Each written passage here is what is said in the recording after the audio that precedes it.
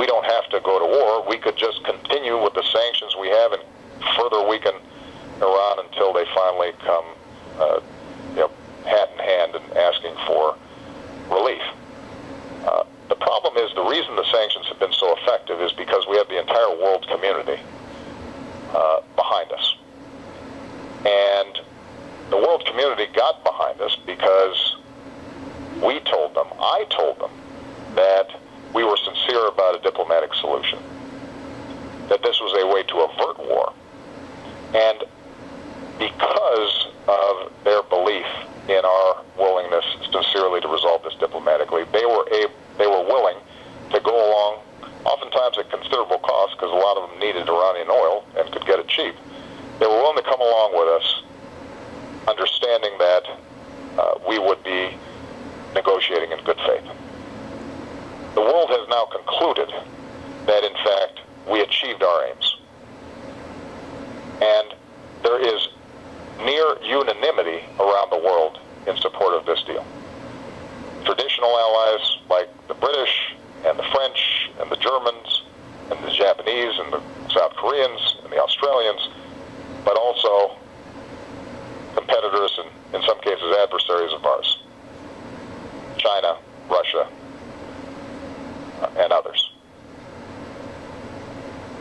And as a consequence, if in fact we now rejected a deal that we negotiated and pressured the entire world to help bring about, and that 90% of nuclear scientists and non-proliferation experts and the overwhelming majority of former ambassadors, both Republican and Democrat, and anybody who knows anything about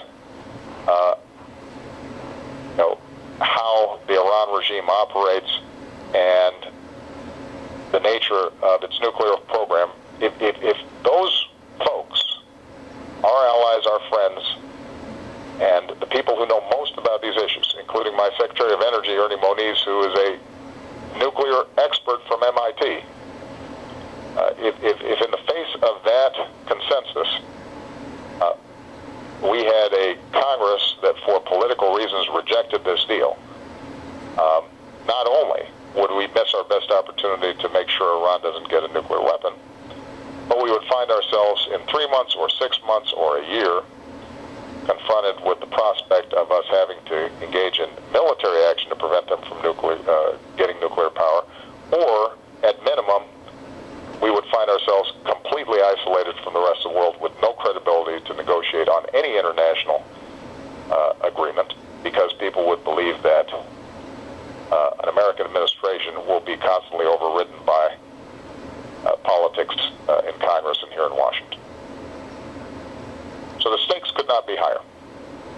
And as we go into the summer, one of the challenges that I'm putting to everybody on the phone is you guys have to get more active and loud and involved and informed, and start making your voices heard with respect to members of Congress. Because the lobbying that's taking place on the other side is fierce, it is well-financed, it is relentless. And in the absence of your voices, you are going to see the same array of forces that got us into the Iraq War leading to a situation in which we forego a historic opportunity and we are back on the path of potential military conflict. The facts are on our side. I've never been more certain about a policy decision than the one than this one right here. But the politics are going to be tough if all of you don't get involved and get active. And one of the frustrations that I've always had about the run-up to the Iraq War was that everybody got really loud and really active after it was too late, as opposed to on the front end. Now, the advantage you have right now is you got a president in the Oval Office who side and cares about making sure that we are promoting non-proliferation, promoting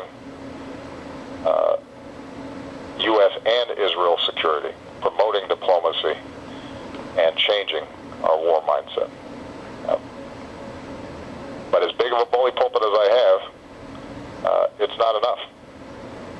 And if you've got a whole bunch of folks who are big check writers to political campaigns and running TV ads and billionaires who happily finance super PACs, and they are putting the squeeze on members of Congress, even well-meaning ones and good folks, and they don't hear from you, this opportunity could slip away. So I want everybody on the phone to get moving. Do not wait. Right now, the opponents of this deal have been flooding congressional offices. There are 20 million ads up right now in districts, put pressure on members of Congress, and they're feeling it. I'm meeting these members of Congress. And they don't really buy the arguments of the opponents, but I can tell when they start getting squishy. And they start getting squishy because they're feeling political heat. And you guys have to counteract that with the facts. The good news is you don't have to spin. You just have to be informed. And ultimately the truth will out here as long as you guys are helping to carry it. I can't carry it by myself. Okay? So thanks for putting up with such a long commentary, but it's pretty rare where something of such consequence is so clearly in front of us. And, you guys have the chance to make some history by influencing this whole process. But don't just sit back and wait and then after the fact suddenly complain. We need your citizenship right now. Thanks, everybody. Bye-bye.